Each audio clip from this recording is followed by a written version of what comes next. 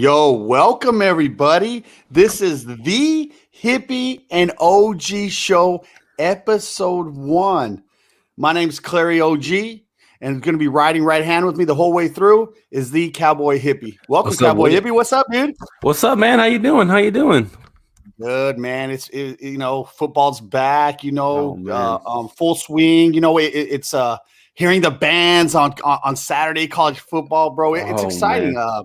How was your weekend, man? What did you do? Anything good? Watch sports or Yeah, softball? man. Yeah, weekend was awesome. Got my softball this Sunday. Got to represent the team. But college football was great. UT lost because they suck. You know what it is. And there was like a lot of good games, especially in the beginning of the NFL season, which we'll get into. Yeah, man. It's crazy. I kind of didn't want the Cowboys to play on Thursday. A part of me was like, I want to see it on Sunday. I don't know how you felt about that. It was just weird coming out on Thursday, like something to look forward to for the weekend. Because whenever your team plays Thursday, it's like, dude, you got to wait a whole week and a half basically to see him play again, man. Let's jump into that, dude. What were your takes on the Cowboy game? Good or bad? Yeah, just add a little bit to what you're saying. I kind of had the same, thought process of, it's a longer wait till week 2, but at the same time, as a fantasy football fan, it kind of makes me enjoy my Sunday more because now I can focus on the other games. Because as a Cowboys fan, once the Cowboys play, that's the only thing I'm watching. You know what I mean? Right. So now I'm able to watch more games, check on my team and stuff like that. But yeah, those Dallas Cowboys. If y'all didn't know, we lost to the Tampa Bay Buccaneers on Thursday night, 31-29, I believe. Yes. Dak Prescott. That's all I really got to say is Dak Prescott. Dak Prescott came back, showed the world that his ankle's fine, his arm is fine, his mind is fine. And if he can do that against a legit defense and against a legit team, who knows what's going to happen the rest of the year. So, well, I want to know what you got to think, because you're the type of Cowboys fan that's real. You'll speak the truth all the time, even if it's, it's bad or good. So what did you really think of this Cowboys game? Look, dude, I'll be honest, man. I was blown away by the courageousness of Dak. That's the first thing I took is him dropping back 60 times in his first game back, man. Mm-hmm. And he did so many things right. Pass protection was good. We were all worried about pass protection, and he got that, man, for the most part, dude. I mean, I would take that every week, honestly, bro. But dude, just the courageousness of him, man. He didn't seem to miss a beat. As a matter of fact, to me, he got better. Now, I don't know if that was, he's a student of the game, right? Dak studies. He watches film. Oh, yeah. I think that time off might have helped, bro. I think that time off, Dak did a little soul searching, a little researching, a little film studying, man, and said, you know what? I got 3 of the best wideouts in the league. I know something happened to Gallup, but I have no reason to fail this year. Oh yeah, no, you're completely right. The offensive weapons he has, and you're talking about the receivers. He still has Zeke. I know a lot of people were upset of how they used Zeke this past game, but you got to think about it. Kellen Moore is a genius. You're giving me the best front 7 to play against, right? And their run defense is amazing. So what do? You throw the ball 58 times, and people were upset like, oh, you can't do that. You got to run the ball. Well, yeah, you can run the ball, but it was successful. I mean, we were with them the whole game. We had the lead at one point. You know what I mean? So I don't know. I just feel like what the Cowboys offense are gonna do is they're gonna work around what their defense is giving them. If we're playing a team maybe like in week 2 with the Chargers, where they're not too much of a great run defense, maybe we'll run the ball a lot more than pass. So I'm excited, but like you said with Dak, he took the time off as an opportunity to learn the game in a different way. And I think he really focused on what everybody else is doing to make his job easier. Because if you see, he's doing what Romo did once he was there for about 8 years. Right. And he took control of the offense. He told who to block. Zeke was blocking 80% of the but Bro, it was Zeke insane. reminded me of old school Emmitt Smith back in the 90s Mhm. picking up the blitz, bro. Look, Yeah. we or they, I don't know who yet, but Zeke was taken out of the game, obviously, man. Now, that was some of our game planning, and that's some of their their front seven, man. Obviously, Oh yeah. we were like, you know what, we're just going to throw the ball around. That's our strong suit. And there's going to be games where Zeke's going to carry the rock. There's going to be those Oh games, yeah. man. But during a 17 game stretch, dude, to come out and play like this, I'm okay, dude, because Zeke has saved a little bit. We didn't use him a lot. Mhm. And I'm excited, dude. I'm excited for the way they played, for the way they fought. A lot of people are counting the pass interference. You know me, bro. I'm not a one play guy. Yeah. But there was a holding call there, man. Like on one of the last drives that killed the clock. Yes. And dude, and I didn't hear a lot of people talk about that, man. Those are the type of plays those are bigger to me than anything. Because if we make clock management right, we don't give Brady the ball back with that much time Mhm. and a couple timeouts. You know what I'm Mhm. saying? Clock management is so big in this league, especially when you have a GOAT like Brady on the other side. I don't think one Cowboy fan was confident when he got, and he didn't need a touchdown. He just needed a field goal. Yeah. I don't think any of us were too confident with that at that situation. Did you see the look that Brady gave to the Cowboy sideline once they kicked the field goal in? Yes, dude. It was like I've seen the meme and gifs of going around of when these players give you this look at it's over, and it showed Jordan, Kobe, LeBron. Right. It's just this look, and like you knew it was over. It was a minute 21 with one timeout left, and that was still too much time. You know what I mean? Tom Brady, he's been doing this for 22 years. He knows exactly what your defense is doing before you know what it's doing. And it just shows that I'm a big Brady hater. You know this. I can't stand the dude. But you have to give credit when credit's due. And the way that he runs an offense is just amazing. And for a young defense, especially like how many rookies we have on our defense to go out there and still have a chance to win, it gives a lot of upside to this Dallas Cowboys team. Now, I do want to ask you this, since we'll finish up with the whole Dallas Cowboys talk. Do you see any other team in our division giving us any problems now after seeing what our offense really is? I'll be honest with you, dude. I don't. If we stay healthy, no one's going to outscore this team in this division. And I know that sounds bad, outscore, because we don't have a really good defense yet. Yeah. But dude, if you're going to play the Cowboys this year, you're going to have to score. And let's be honest, Danny Jones sucks. Jalen Hurts sucks. Yeah. And Fitzmagic we don't know. Every 2 or 3 games he pulls something out of his ass. Mm-hmm. But dude, this is a quarterback's league. It is. And Danny Dimes and Jalen Hurts suck, bro. So I'm 100% confident. No one has, me, dude, when people talk shit, I say, hey, let's bet on it. Not one Giants fan has taken me up on a bet. Not one Eagles fan has taken me up in a bet. And not one Washington football team has taken me up on a bet to win this division. Do you wonder why? Yeah, because they saw what this offense is, and their offense can't do it. That's after we're 0-1. Yeah. We're in last place, guys, and they still don't want to take this bet with me. Yeah. They know everybody's worried in the East because they saw what happened Thursday night, man, what Dak was capable of against the defending Super Bowl champs on the road. That's all I'm going to say, man, to that. And no, don't get me wrong. Tampa Bay has stuff to work on as well. Offensively and defense. I mean, but 4 turnovers. The Cowboys got 4 turnovers and still lost the game. That's crazy. Dude, the Hail Mary, I scratched that one out. You scratched that one out. The Fournette, that was Fournette. That's almost Brady though. But you know what, dude? The luck of the bounce has always been against the Cowboys the last few years. We know that. Yeah. Whenever there's a fumble, they tend to not be able to fall on it.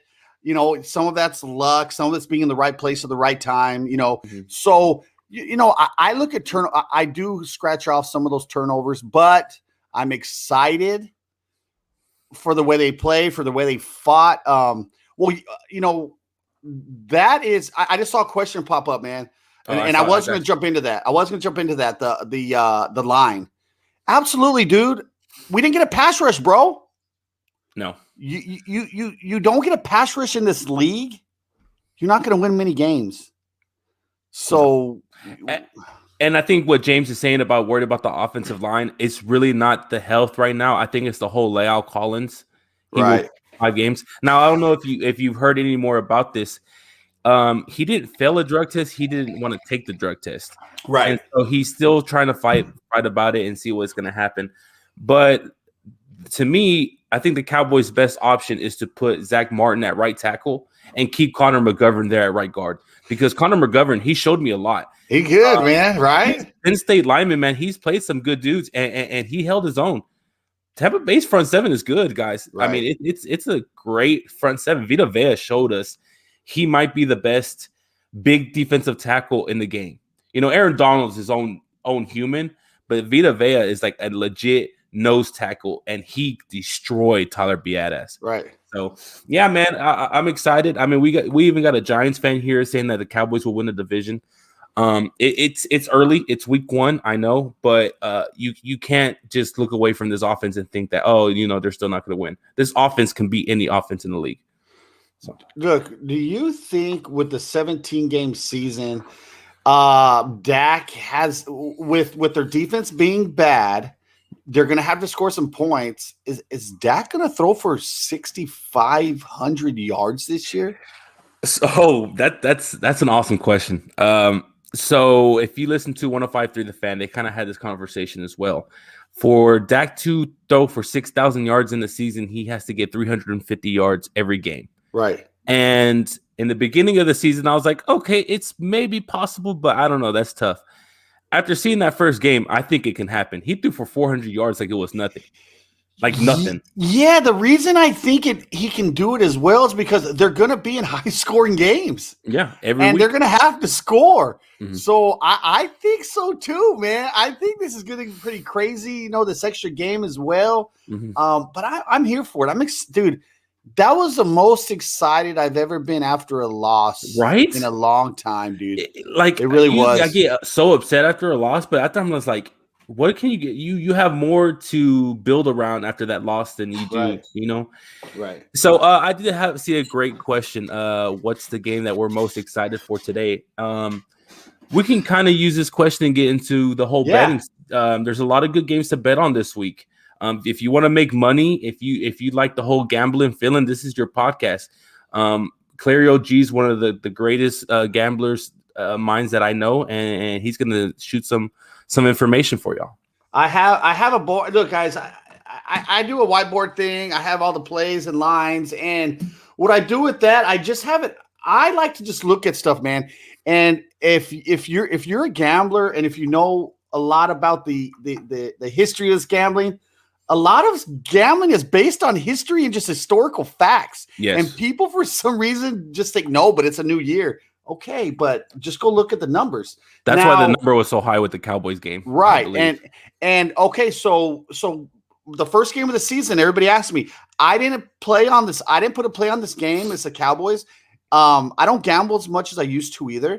Mm-hmm. But my play was 100% Dallas Cowboys plus the 9. I told everybody to take it that asked me. That was an easy win. There's a game I'm looking at today. Now, the most exciting game for me to watch is the New Orleans Green Bay game. Ooh. I'm looking forward to that one. I'm looking to see Winston. I'm looking to see how Rodgers responds. Now, Green Bay is New Orleans is plus 3.5. So that just means, guys, they're favored, or Green Bay's favored to win by 3.5 points. That's not a game I would bet on, but that's the most game I'm excited to watch. Now, for you Giants fans, let me tell you something, man. I like the Giants plus 3 at home this week. They're a home dog. If you look at the history of the facts on home dogs plus 3, for some reason, the plus 3s tend to do very well. I like the Giants in this spot. That's one of my games of the week, is to pick the Giants over Denver as a home dog. Yeah. Denver's have a couple of mishaps this last week. And I think Danny Jones is going to come out fired up. Their defense is good. Their defense is phenomenal. Mm-hmm. So Saquon's playing, by the way. He is playing. Yeah. Oh, thank you, dude. Yeah, I think it might be a pitch count, but it might That's not be okay, too dude. much of I'm a just pitch gonna count. run him out there. Yeah. And we're gonna dive into that, guys, because Cowboy Hippie is a fantasy man, Yes. and he knows that Saquon was my running back. But I'm gonna jump in real quick. So the Giants are +3 at home today.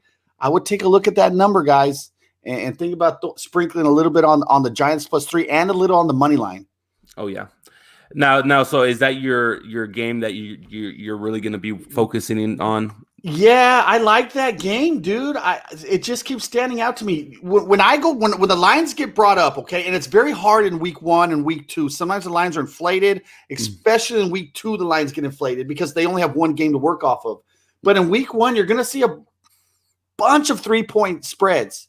Yeah. Now, the Cowboys were the biggest underdog in week 1. Insane. Biggest underdog. And look how that turned out, man. Yeah. The next biggest underdog of the week is the Bears and Detroit. The Bears are +8 against the Rams, and the Detroit's +8.5 against the Niners. So those are the two biggest underdogs going into the weekend. That surprises me with the Bears, because the Bears, I mean, I think they're better than they were last year. Vegas loves the Rams this year, bro. So keep an eye on that. They love Stafford. The Rams. I don't get it. I mean, we've watched Matthew Stafford all his career. What are they seeing that's different from what he did in Detroit? You can say, oh, he didn't have weapons. He's had weapons. He had Megatron. He had Marvin Jones. He had Kenny Galladay. He's had weapons. He's had a decent O-line. So I don't see what they're thinking, what he's gonna do. Maybe because he has a defense now, but I don't know. The division they're in is pretty strong. I mean, they got to deal with Seattle, San Francisco. Strong, dude. That's a strong division, man. Yeah. And that kind of brings up my pick, that the game I'm watching for this week. Now it's not a big time game. It's the Dolphins versus the Patriots. Now, the reason why I don't know if you have the line for that. I do. Okay. I have them all. What is it? Miami is +3. Okay, so that kind of proves what I'm going to say on this point. I think Miami has a chance to win this division. Now, I understand Buffalo, they're the juggernaut right now, but things can happen.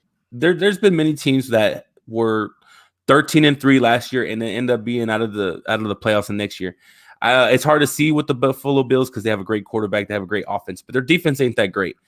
But Miami, their defense is good. Right. Their offense can be good.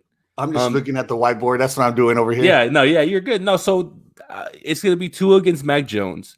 I'm excited to see it. Mac Jones, hey, you're a rookie. I think he's going to be the most looked at rookie starting at their first game, I think, this week. More than Trevor Lawrence, more than Zach Wilson. I think Mac Jones is really, just because the whole drama with Cam Newton. You know what I mean? Right. And Cam Newton spoke about it this past week. I don't know if you saw the interview. He kind of said that he was glad that they cut him because he knew it would put, more pressure on Mac Jones that he doesn't need. You know what I'm saying? So I'm excited. Mac Jones looks like a good quarterback. That's a perfect system for him.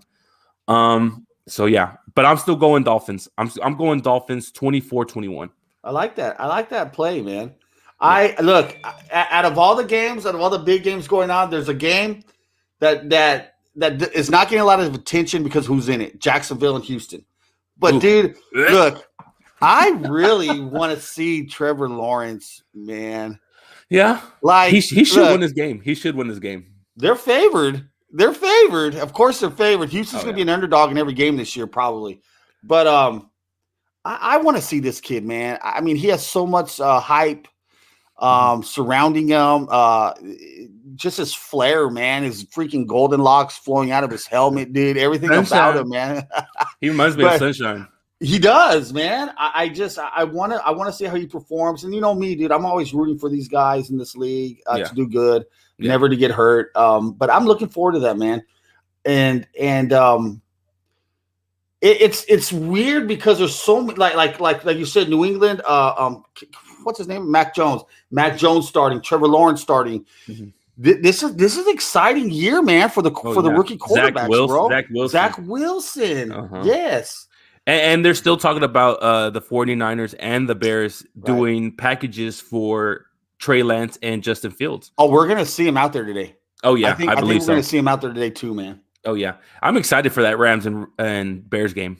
7:20 Sunday night. Yeah, It's gonna that's be. pretty. I think it's gonna be a defensive game. That's a cool game to watch too, man. Now, I do Now, have a question about the Texans, real quick. yeah, What are the odds that they go 0-17? I don't know, but you know what? There is a line for that. There's an actual Oh, line. oh I'll look yeah. it up while I discuss it. But look, man, what is going on with Deshaun Watson? Like, does anybody really know? How is Lyle Collins getting suspended, That's but they what haven't I'm done anything with saying. Deshaun Watson? That's what I'm saying, dude. They're Like, worried what about the wrong team. Like, It's insane. why? What is going on?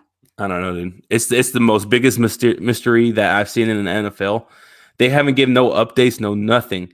And he's still on the team, and they're still trying to trade him. Apparently, Yes, I know. I think they're asking for 6 draft picks. Let me ask you something. If we're talking about that, dude, what is going on with Fitzgerald as well? He should retire. But what? Okay, I agree. But what? Like, he's a free agent, bro. Yeah, he's a free agent. So But I don't think he wants to go anywhere but Arizona. To me, I'm so confused with him and like Larry Fitzgerald's the exact opposite of Deshaun. You know, Larry Fitzgerald doesn't like the limelight. He lays low. He's not a big sideline talker. It's Fitzgerald. He just goes out there and does his job brilliantly, which he's done his whole career. But to see him as a free agent, I'm like, someone go pick him up, bro. He didn't look bad last year. No. He's Larry Fitzgerald, dude. He's like Witten as a receiver. He'll catch you the ball and get you 4 yards easily. Oh, man. Gosh, shout out to Witten. God, I'm going to be the first Cowboys fan, I guess that's going to say it. He should have retired way before he did. He's just a waste of space for the Cowboys. It was ridiculous. Hey, do you have any updates on any people we should sit in fantasy injury report? Oh yeah. So let's talk a little bit of fantasy. I'm going to tell you about a big problem that I've been going with, and it's with your flex position. With your flex position, it's a tough situation, especially with a PPR. A lot of people like to go running backs, and sometimes people like to go receivers. Now, I'm having the problem right now of who to start, and I'm pretty sure a lot of people are out there as well. Robbie Anderson. Robbie Anderson is going against the New York Jets in Week 1. That's a perfect matchup. One, it's a rivalry game. I don't care what anybody says. If you're playing against your ex team, it gives you a little bit more juice. Right. And you're telling me Sam Darnold and Robbie Anderson are going against the Jets? He's going to score at least a touchdown. He's got to. Now, the running back that I'm having trouble if I should put in the starting lineup is David Montgomery. David Montgomery has been one of the most underrated running backs in fantasy this year. He didn't have a great rookie year, but he's on a team now where his backup is hurt in Tariq Cohen, so he's going to get the majority of the snaps. And with Andy Dalton, do you trust his arm? No, hell no. No. So you're going to run it. And David Montgomery is the type of player that you can also give him a little quick passes to. So what do you think? Would you go running back in a certain situation, especially playing against a tough defense like the Rams? Would you still start him? Dude, right now, I don't know that situation. Yes, but I have a running back right now in my flex position, dude, just because of what I drafted. I had a horrible draft, I feel, man. But Okay. you know, I am going with the running back though, dude. That's what it's set right now. I'm going with the running back as flex. I still got a couple of hours for game time. I might change it up. You know, guys, me and the Cowboy Hippie, by the way, you're listening to the OG, the Hippie and the OG show. This is episode 1. We're going to be doing it every Sunday morning. We're going to record it maybe during the week as well and post them out there. But we're going to talk about things that we know. And things we know are sports, video games, and life, baby. Man, video games. Who doesn't love video games? I don't care what. You can be 7, 27, 47 like Mark. Dude, you can love video games. Video games is a way to get out of the crazy world that we live in now. And a video game that's been real big right now, and we both play it, is Call of Duty Warzone. I know there's a lot of people out here who play video games. What do you think of Warzone, how it's been going? Because we've talked about this, how Fortnite kind of did their thing, where they held the title of the Battle Royale game. You get what I'm saying? Yeah. I feel like Warzone as soon as it came out, it took that spot. What do you think about it? Bro, dude, listen, man. This is the deal, man. I'm older now. I don't know how to build shit, dude, with all the buttons pushing in Fortnite, bro. I could clean shot somebody. But, dude, there's too many things going on in Fortnite, bro, for me to worry about. What I like about Warzone is a more real feel to it, man. There's no building, you know. You get attached to your guns you like. Dude, I did something yesterday, bro, that's very rarely done in that game. I took a team 4-on-1 at the end game and won, dude. I don't put many clips on TikTok of my video gaming, but I had to post that, dude. Oh, it was a great clip. It was 4v1, dude. And you know, in Fortnite, that's impossible.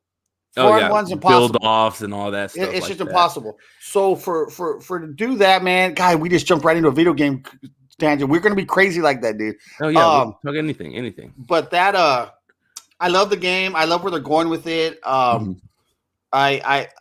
think eventually, dude, we've gotten so much better too, man. It's crazy how good we've gotten at that game. Dude, we won 4 times. I won 4 games yesterday. 4. Oh yeah, and you still get the butterflies and still get hyped after every. I mean, if you go to the clip on Clary OG's TikTok, dude, if you go to my clip, guys, I don't even show it all because my wife was 2 houses down, and she heard me screaming and yelling when we won because that game was. She texted me. I get a text. She's like, "Is that you? Are you okay?"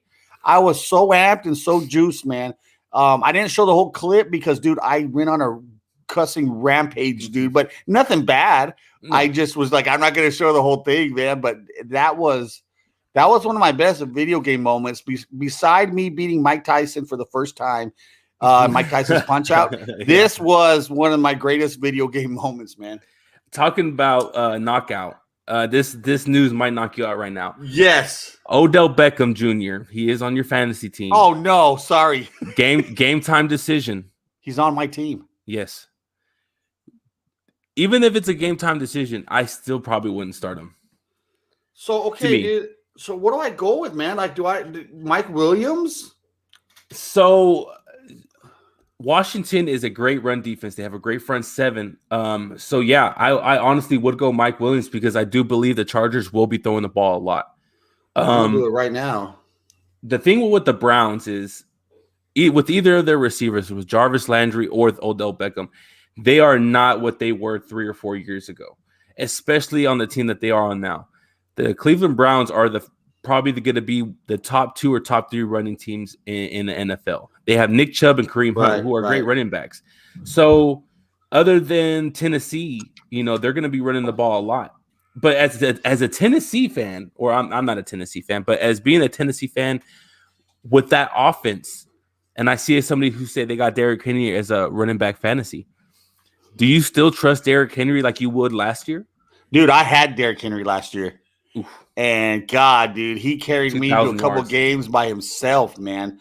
Dude, you got to go with the workhorse, dude, until something happens. Mm-hmm. You know, Derrick Henry there's an interesting conversations around him. I heard through Dallas Fort Worth last week was, you know, I'm glad you brought him up, dude. Is his stats? They're absolutely amazing, bro. Mm-hmm. And he started slow. Right. If you look at his stats, his first 2 years, I think his first year he didn't even break over 1,000. And his second year, he barely got over it. The talk already, because you know what's it going in year 5, year 6 is already, you know, you hit that wall. You know, you're running back in this league. You're gonna hit that wall. And the talk was already Hall of Fame running back was already the talk because you know he might not, you know, because God help me out, the guy from Denver that's in the Hall of Fame that only had like 2 good Terrell years. Davis. Yes.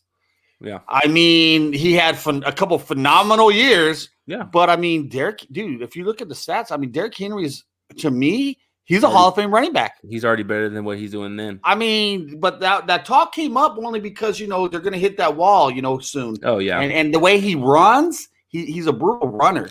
Yeah. And so his time's going to be cut a little short probably because the way his running style is. But I love Derrick Henry. Dude, I would run that dude if he was on my team, bro. He would never – he's playing, dude. No, the only thing that upsets me with Derrick Henry is he's not a pass catcher. Right. And in the NFL today, you need a lot of your running backs to be a pass catcher as well. But he's just so damn big. He's like how the bus was in the 90s and early Right. 2000s, but more physical in a strength wise. Because Right. throwing betters would go full bulldozer and just try to knock you over. Derrick Henry's is so strong where he just puts his big old claw Dude, he's on a your big helmet man, and he'll bro. just throw you 5 yards. I mean, He shout out to is. Josh Norman. He is. Hey, speaking of Josh Norman and getting sit down, dude, I got to bring something up, dude. I have to. Go ahead. Did you happen to see Tito Ortiz last night? Oh my goodness. He went to sleep, guys. Anderson Silva is like 84 years old, and he literally put this man to sleep. Yeah. It didn't even look like that's that strong of a punch, honestly. No, we were, I was on the War Zone earlier this morning, me and Scotty, shout out, man. I used to work, I trained for a number of years, a number of fighters, and we're still friends to this day. All the guys are still friends. We play games, drink beers. And he said the same thing. I was like, and Scotty's analysis was he's just done. Glass jaw. He can't take a punch. And dude, that was obvious there, man. Too many shots because it looked very slow. Oh, yeah, it was horrible. And then you had freaking Vitor fighting Evander. How old is Evander Holyfield, bro? Like, what is he even doing, man? Didn't he just get knocked out of the ring not too long ago? I just don't understand these guys and what is happening to boxing, dude. Like, anyone's getting a fight now, bro. Yeah. And people are paying for it, man. Yeah. And it's ruining the game. Absolutely. I'm a huge boxing fan. I've watched boxing all my life. And what's going on right now, it's making it more as like a celebrity event. And it upsets me because boxing is one of the most beautiful sports to watch. Absolutely. Because people think that, you're just going in there and swinging. No.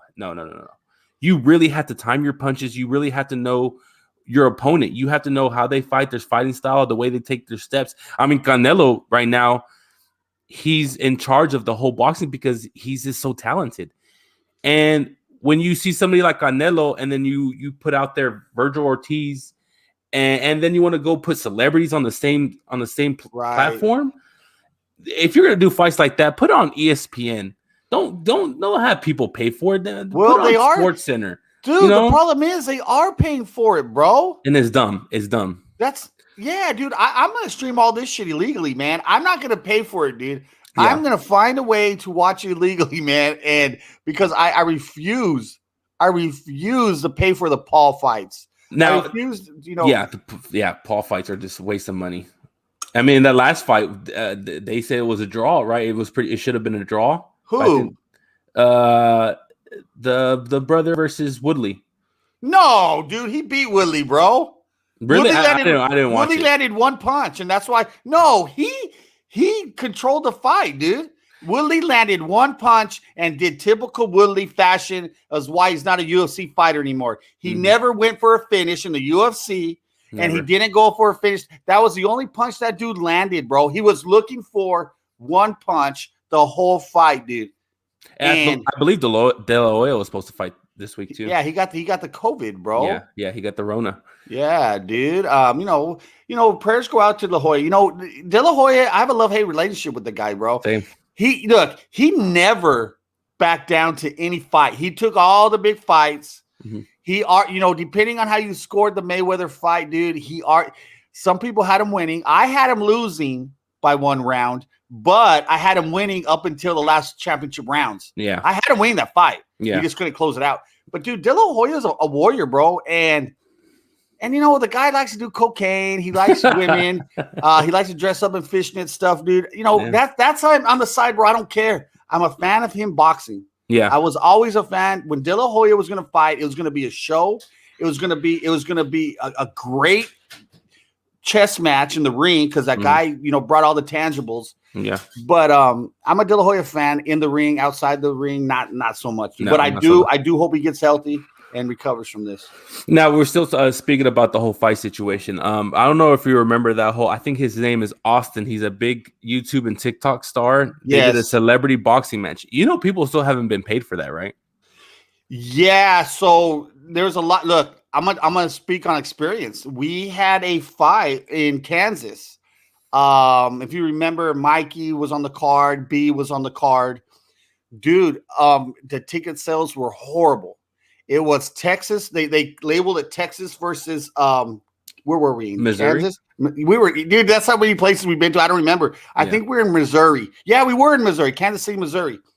And Texas won every fight, bro. Oh, so that ruined the tickets. Well, the problem was we had legit fighters because at that time you didn't know who was legit, who was real. Mm-hmm. Like when we went to the weigh-ins, bro, like Mikey's opponent, bro, looked like some dude they had just found drinking a beer on the corner, dude, like a 40. And I was like, come on, dude. So you had a whole string of guys from Texas that were well-trained, ready, weighed in correctly. All these guys from Kansas were overweight. Yeah. They look like they have never even sparred before, dude.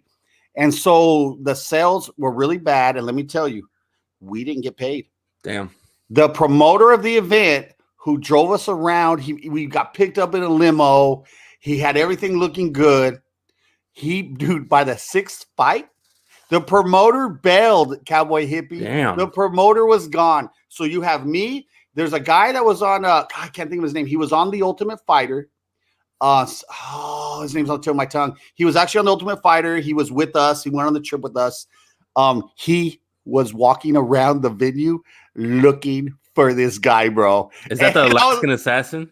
No, he wasn't. No, but it was some Team Militich guys, old school, like Spencer Fisher was there. He was but we didn't get paid. And what happens is, dude, so if the ticket sales are bad, and I don't know the event, I didn't look it up, what you're talking about. Yeah. It's all those ticket sales, dude. So probably the ticket sales were bad and they didn't have, but you have to have a type of insurance. I forgot what it is, like a bond or something, just in case some shit happens. It happens. Well, he with the guy that I'm talking about, he based it on the pay-per-view sales, because I believe he had a whole bunch of celebrities like talking there, like Snoop Dogg was there, like, right? It was supposed to be a big thing, and I believe they only made like 300,000 off the pay-per-view. Right. That's nothing. That's nothing. No, that is nothing. That can't even pay for one fight. And so, and apparently he's still like traveling around the world with his wife, like vacationing. Right.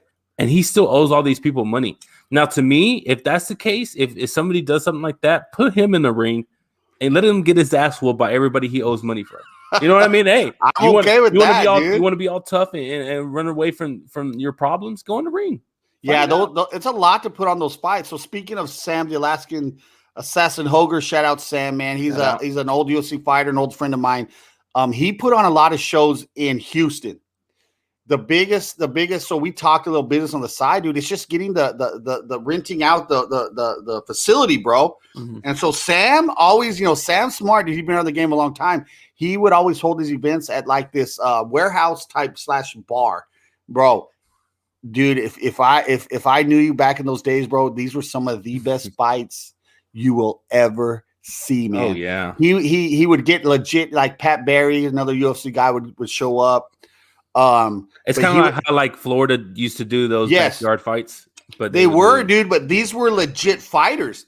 And what Sam would do is he promoted it very well. He would pit like neighborhoods, dude. Go find the best fighter in a neighborhood, dude. Yeah. These were some of the best fights you will ever see, man. And he made a lot of money doing it. Now Sam's out in California now. He's pursuing acting and stuff like that. He's doing commercials. He was also on The Ultimate Fighter as well. So I made some cool connections over that time, man. And Sam's always willing to come on the show. He was trying to get on our other podcast. He's just a very busy man, dude. And it's hard to sometimes connect with these guys and get them a time to come on with us. I mean, anybody living in California is busy. I mean, because you got to deal with Californians. You know what I mean? He did lose his dad as well to COVID. Oof. Also, and his parents. They call him the Alaskan Assassin because his parents. He was born in Alaska. Shut up. It's just that game is crazy when it comes to you. You have to sell out the venue. You have to, because that at least cover your cost of the venue. If you don't sell the venue, bro, you better have a shit ton of pay-per-views. And that event didn't get no buys anywhere. I don't know how that even works or how do you sue them or what, but it's a very strange story, dude. Yeah, definitely. Now there's another story that it kind of deals with not really UFC, but I don't know if you saw this. The WWE has recently signed a big namer, the gold medalist for USA. He just won it this past year in wrestling.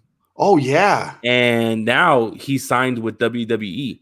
Um, and it's crazy because I have a 7-year-old son. He's real big on wrestling, and for a while I stopped. I just never paid attention to it. And I was like, how is this still relevant? You know what I mean? But now that I'm watching it again with my son, I'm just like, Vince McMahon is probably one of the most brilliant people in the world. He's like Jerry Jones in a way. He knows how to make money. And the way that he still has there's grown men who are still in the storyline of WWE. And for him to sign somebody that big, I think it's going to make it grow even more.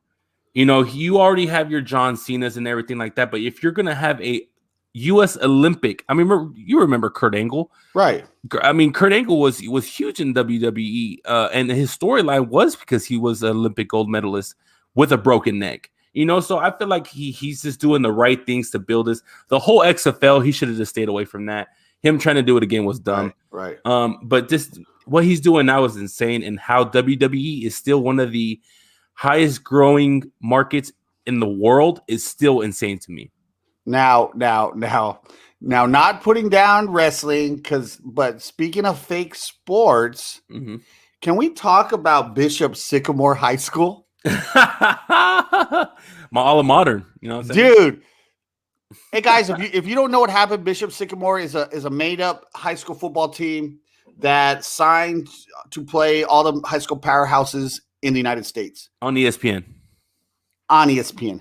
They were a fake team made up of junior college players, not even a real school. Now, let me ask you this, dude. Oh. Let's say you work for ESPN, okay? Yeah. How does this guy fool you, bro? How does this coach or this athletic director, if they even have one, how do they get these games on ESPN? How does no one do any research? Yeah. There's not even a real Bishop Sycamore in the real life. There's not even a bishop named Sycamore, bro. How does this team get to play on ESPN? How does this happen? I don't know, dude. And the crazy thing is, like, you have to interview the coaches and the players before the game is even. So did they not say, hey, we're gonna go to your school and interview y'all before the game, know your stories? Did they not do any of that? And the crazy the thing that's more crazy is I heard that the athletic director, as you can call it, for Bishop Sycamore, was asking for money to get interviewed. Yes. Asking for like 10 G's to get interviewed on, like, I think it was the Rich Eisen show. What kind of person? You already tricked ESPN to letting y'all play football. These aren't even high school kids, bro. No, they're junior colleges.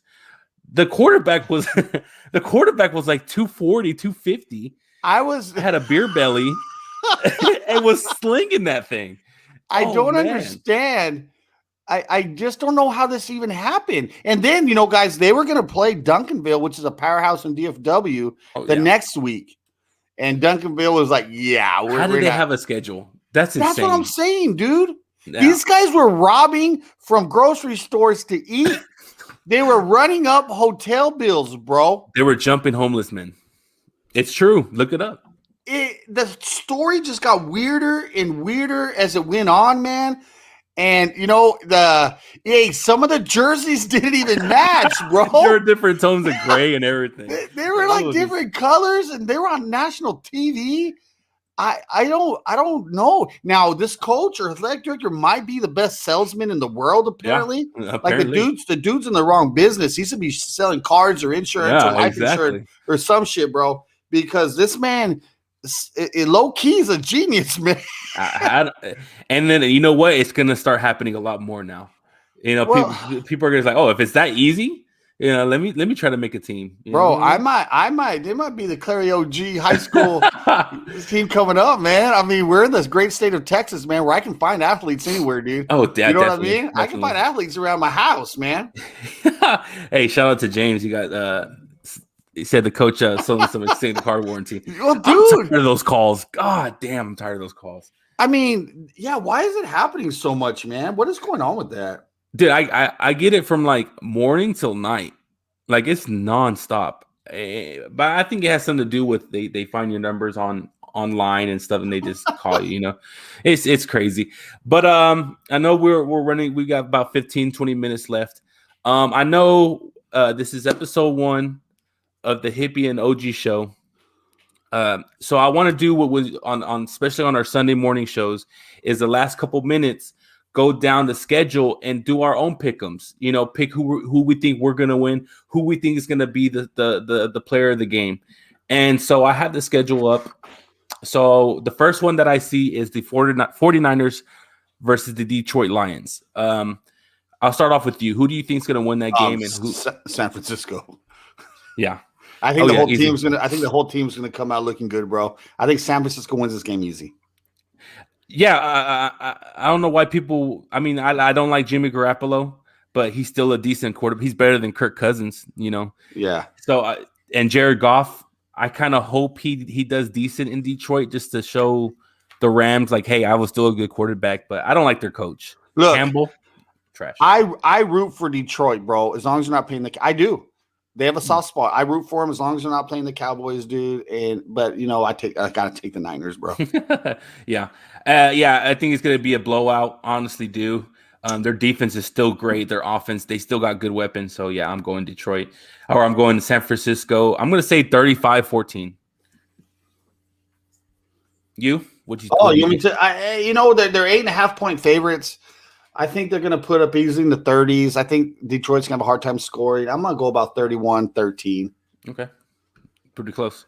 All right. So next game, we have the Minnesota Vikings versus the Cincinnati Bengals.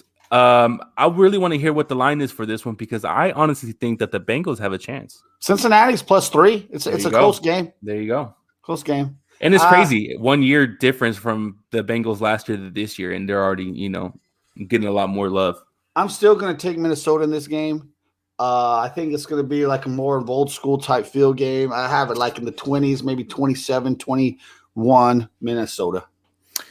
Now, as a fantasy football side of this, you have a lot of good players. You got the receivers, Justin Jefferson, Adam Thielen, Dalvin Cook. I don't think anybody has Kirk Cousins on their team. If you do, then you shouldn't be playing fantasy football. And on the Bengals side, I mean, you got to really look at what these receivers are going to do. Who is Joe Burrow's favorite? Jamar Chase has been having a lot of drops. He's been struggling catching the ball. I think he'll fix that. But I still think T. Higgins might be his number 1 receiver right now. So if you have T. Higgins, I say start him. Good call. And I'm going Bengals on this one, 21-17. Good call. I like it. Next game, the game you were talking about a little bit, New York Jets versus the Carolina Panthers. What is the line on that one? The Jets are +3.5. Really? Yes. And it's in Carolina, correct? I believe I believe so. I believe it's in Carolina. Damn, wow, that's crazy.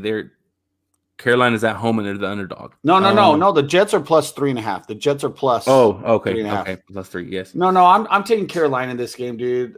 I just can't trust the Jets still, man. Look, if you're a gambling person and you gamble this game, you have problems. There's no reason in the world you should be gambling the Jets versus Carolina. They're both bad. Yeah. You just have a problem, dude. I can't get a feel for it. I'm just going to take Carolina though. For fantasy, this is a great game for you if you have players playing for the Panthers. Christian McCaffrey, he should go off on this game. Like I said before, Robbie Anderson, DJ Moore, he might even get a couple passes. So for fantasy, this is a good game to watch. So I'm still going to go with Carolina as well. 24-14. Okay. I'm sorry. Dang, 2 safeties? Fuck, bro. Yeah, dude, I'm crazy. I'm crazy. Next game. This is a good game. Great game to watch. We got the Arizona Cardinals versus the Tennessee Titans. Yeah, so Arizona's +3 again. You're going to see a lot of these threes early in the season. Oh, yeah. I'm going to take Tennessee in this game as well. I think they're going to have enough offensively. And you know, look, Kyler Murray, man, he has rough starts to games his whole career. Yes. His adrenaline, something goes on early. Since college. Something goes on early in his head in the beginning of games. And I think he's going to fall behind. And you fall behind to Tennessee, Mhm. who likes to grind the ball. I like Tennessee in this spot at -3, so that's what I'm going with. I think about 31-21 Tennessee. Okay, and you're completely right. Kyler Murray, he struggles in the first half. I don't know what it is, and I really think that people need to watch with Arizona, because if they don't do good this year, what's their excuse? There's a You lot have a riding. you have a good quarterback, you got weapons, you got DeAndre Hopkins, you got pretty good receivers.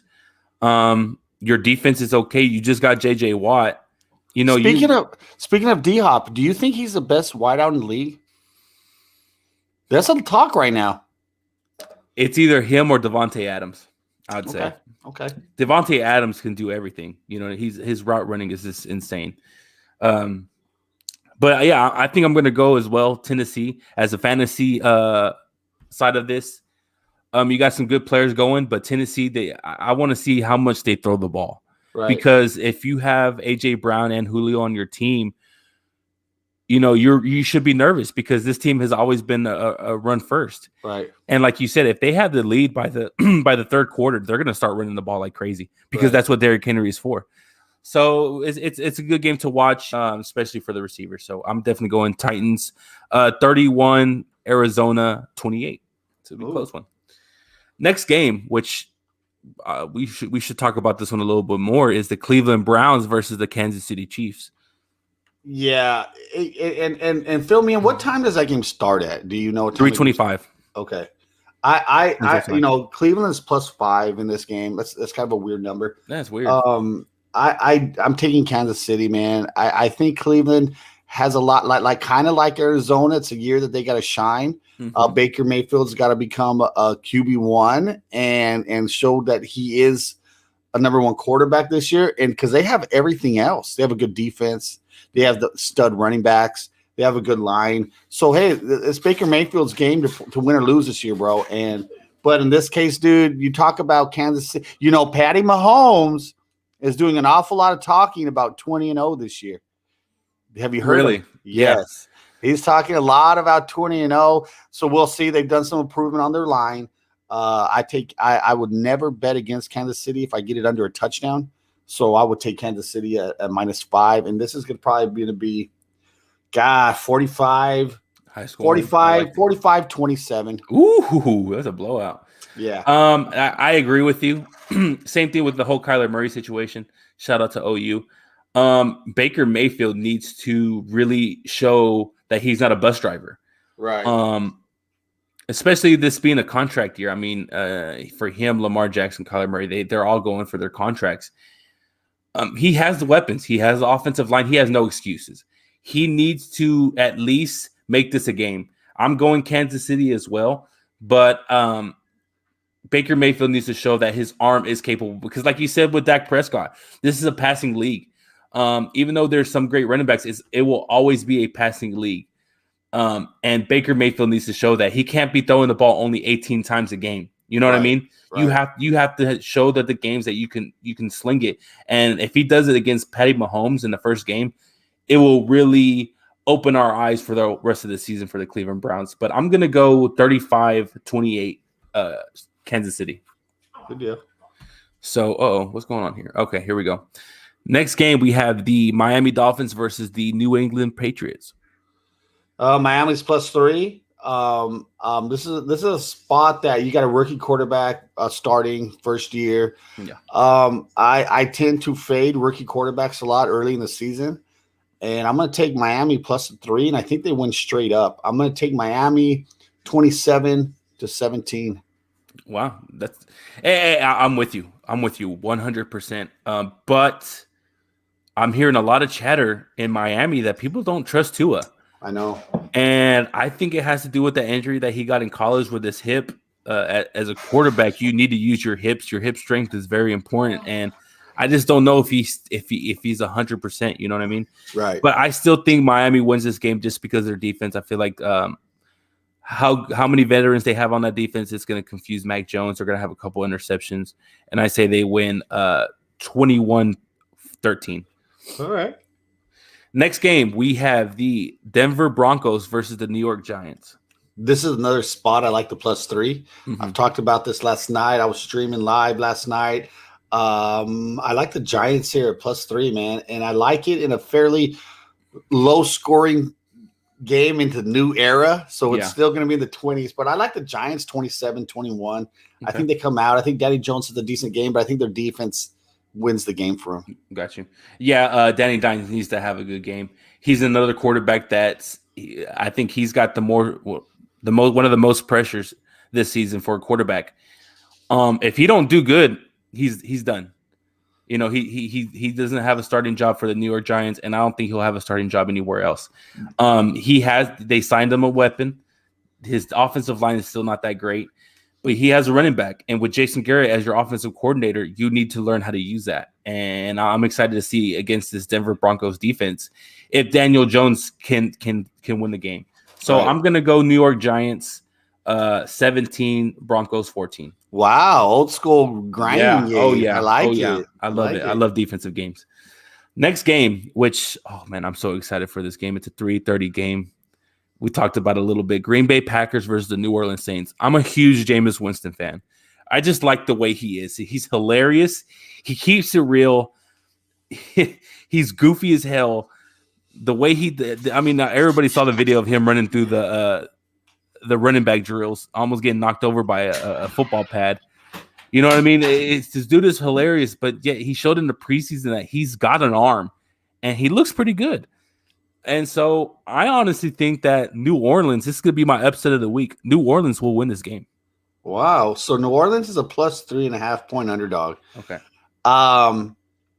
It's interesting because you got a guy like Jameis taking back a starting role, and then you got a guy in Rodgers who we all know what's going on in his situation in Green Bay. I don't know what's going to come out of Green Bay this year in Rodgers. It seems like it sits a little bad in the locker room, what he's talked about, what he's said, and how he doesn't want to be there, whatever. But I'm still going to take Green Bay in this spot. I think, look, and you know me, I like Jameis as well. I'm a Jameis fan. I'm a Jameis supporter. I like how he slings the rock around the field. That dude has so much confidence that he can fit a pass in somewhere, man, that he'll sling it. But I will be rooting for New Orleans, but I think Green Bay wins this game. I'm gonna go 34-28 Green Bay. I believe this game is in Jacksonville. I want to say I believe they moved it to Jacksonville because of the whole hurricane. So that you got to also put that in consideration. Crowd noise won't be as crazy as it would be in New Orleans. They are playing outside.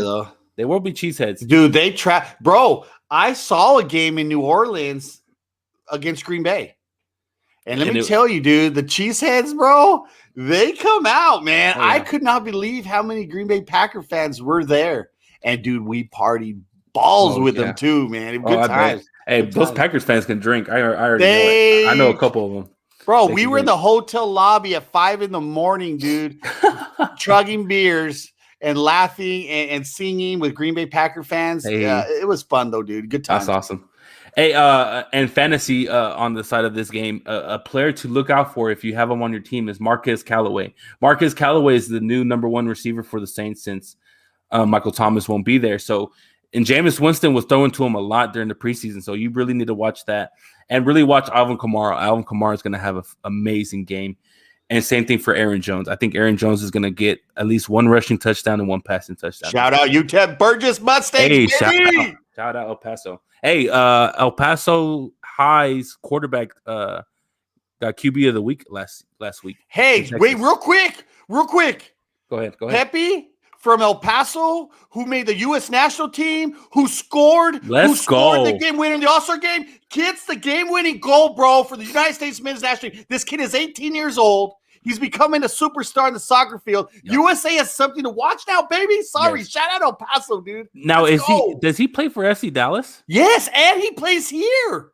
So DFW, we need to jump on that train. Oh, bro. I feel like soccer has been slept on for too long, and that including myself because I really don't watch it as much. But after seeing that he's from El Paso, that what he did he played for USA, and did you hear why? Because he said that it brought him so many opportunities for him and his family. His family is from Mexico. Yeah, he could have played for Mexico.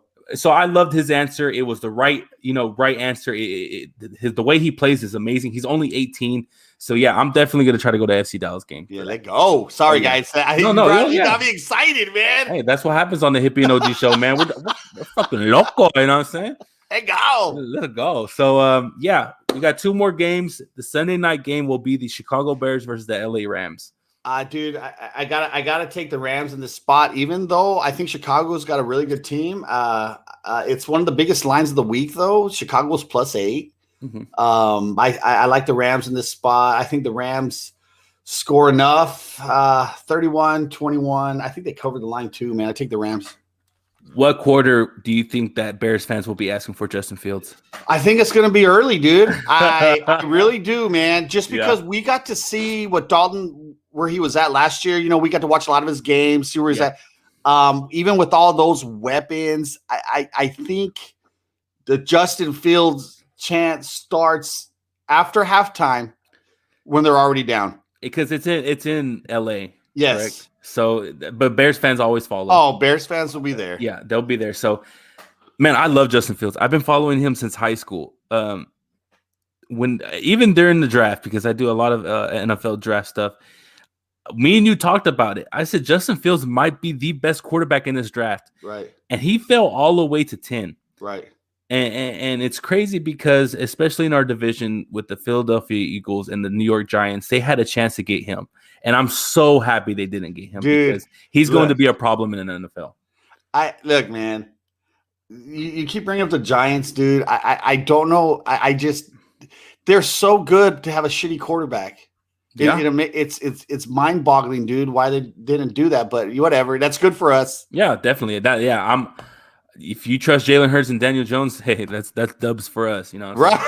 That's I'm cool with it. I'm on the board. So yeah, I'm gonna go with the Rams on this one. I'm gonna have this one also low scoring. I feel like it's gonna be a defensive game, running game. So I'm gonna say 21-17 Rams. Yeah, I'm a defensive guy. I don't know. Oh, they don't do that shit no more, man. I know, but I love it. So yeah, but the last game, which is a game we really haven't talked about, we got the injured reserved Ravens versus the Las Vegas Raiders. Now, if you haven't seen on the news, I think every 16 seconds a Ravens player goes to the PUP list. I mean, it's insane. They lost 3 running backs, I believe. They lost their best corner on back-to-back plays. They lost Gus Edwards, tore his ACL. Next play, Marcus Peters tears his ACL. It's insane. And the Las Vegas Raiders. Now, with the Las Vegas Raiders, they're a good coach away from being the good team. John Gruden is just, I don't know what he's doing. You know what I mean? Man. But they got a good quarterback. I don't care what y'all say. Derek Carr's a good quarterback. They got Darren Waller. He's one of the best tight ends in the game. Josh Jacobs, pretty good, and Kenyon Drake at running back. Their defense is but they have a chance to beat this team easily. So for my other social medias, the three biggest fan bases are Cowboys, Raiders, and Niners. So last night I was live streaming during the Michigan game. I had a lot of Raider fans in there, man. Dude, we were cutting up, joking about, remember when Carr cried, his own fans booed him off the field, and all of a sudden he's the next great thing. Yeah. I don't get Raider fans, bro. They're diehard. I love them. They're great in my community on social media. But dude, let's be real, man. Carr is a kid with a strong arm, and that's about it. I honestly believe that's about it with Carr. And with all the injuries to Baltimore, Vegas is still the underdog. They're +4. I'm still going to take Baltimore. I just can't trust Chucky and Carr, dude. Mm-hmm. I've never thought Carr was an elite quarterback in this league. I still don't. Like I said, he just got a strong arm, dude. I don't see the dude breaks down mentally in the field. We've seen it numerous times. Yeah. So he cried when he lost to the Cowboys. Yes. When he fumbled in the end zone. The greatest thing ever was seeing his own fans boo him off the field. I mean, how crazy is that, man? And now all of a sudden this year, what do you think Carr? Do you think Carr forgets that, bro? No. No.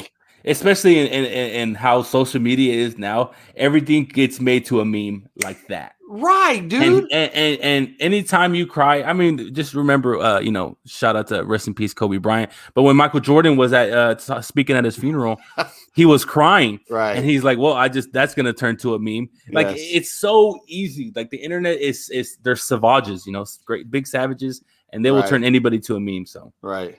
oh, this is a great saying. Gruden is just like Jeff Fisher. You're exactly right. I Jeff agree with you, Fisher, James. very I good. never, dude. He's the highest paid dude on the team, bro. And he won't be fired. How can you fire him, dude? I just No. paid you all this money, man. You're gonna make me a winner, dude. That whole look, like I said about Green Bay, the Raiders, their organizations. Look, guys, Green Bay's organization is run like trash. I don't care what any. I have multiple reasons I can argue that, but Green Bay's organization over the years has been run like trash. Yeah. They just lucky to have great players. That's all it Yes. is. That's all it is. Before we end this, I'm gonna kind of make this the question of the day. How do you think Saquon will do for the Giants? I've been speaking a lot on Saquon this offseason. I follow all our NFC East camps and everything like that. A lot of people are worried about Saquon if he's gonna be back to the way he was. With it being the first game, if for fantasy, I would still start him because obviously you had to draft him in the first round, so you have to start him. But don't be upset if he only gets about 12 to 15 carries this game. Now, if he could still break out 80 to 100 yards, then he's good. He's good to go. But if you can see that he's not taking that first quick step like he used to, then you won't see the old Saquon probably till about week 6, week 7. Yo, Austin, I have Saquon as my running back in my fantasy team. I root for him. I hope he doesn't get injured this year. I know he's a giant, but I hate to see any guys get injured. I hate it for anybody, even on teams I hate, to get injured. I think Saquon, I'm a little bit going to piggyback off the Hippie said, man. I think he's going to get going in the next few games. They're going to limit his attempts. And I think he'll get going and get healthy, game 4, 5, 6, man. But, with that being said, you guys are probably, be 1-3 or something at that point, man. And Yeah. I don't know if it's worth it anymore, dude. We'll see. It's a long season, 17 games. But, yeah, I don't think they're going to use him as much in the first 2, 3, 4 games. Yeah. Yeah, I think they're going to use running back duo or wide receiver screens or something like that. Right. So, but hey, guys, this is the end of the show. I want to say thank you to everybody who popped in. This is episode 1 of the Hippie and OG show. I want to give a big shout out to the Clary OG. Thank you for spending this hour with me. And if you want, just give your little shout out before we end the show. Yo, man, this is the Hippie and OG show. This is episode 1, guys. We're excited to do this. We started to roll around. We want to do it before game days on Sunday mornings. More so me and the Hippie can just talk about sports, man, and anything that went on during the week. I want to say thanks to anyone who dropped by here, man. I'll be looking forward to some more shows. And hey, man, let's go. Let's get out there this week. Let's enjoy this Sunday. It's the first weekend of the NFL season, man. Good luck to all your teams, man. I hope they all stay healthy. Everyone plays to the best of their abilities. Much love, guys. I'm out. It's the Clary OG and the Cowboy Hippie. This is the Hippie and the OG show. Much love, guys. Much love, guys. See y'all next week.